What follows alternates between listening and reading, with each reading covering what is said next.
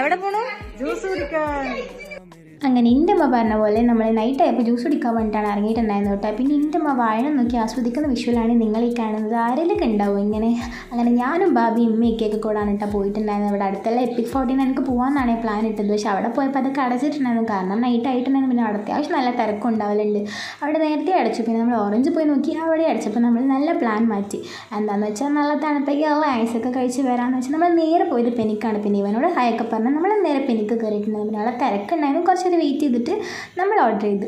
അങ്ങനെ ഞാൻ എപ്പോഴും വാങ്ങാറുള്ള ക്രീമും കുക്കീസ് തന്നെ ഓർഡർ ചെയ്തു. അവർ ഹേസൽനട്ട് കുക്കീസും ഉമ്മ പിന്നെ എന്തോ ഒന്ന് ഓർഡർ ആക്കി. നമ്മൾ കഴിക്കാൻ എഴുതുന്നത്. പിന്നെ അറഞ്ചും പുറഞ്ചും വീഡിയോഗ്രാഫിയാണ് നിങ്ങൾ. ഞാൻ അവനെടുക്കുന്നു, അവൻ എന്നെ എടുക്കുന്നു.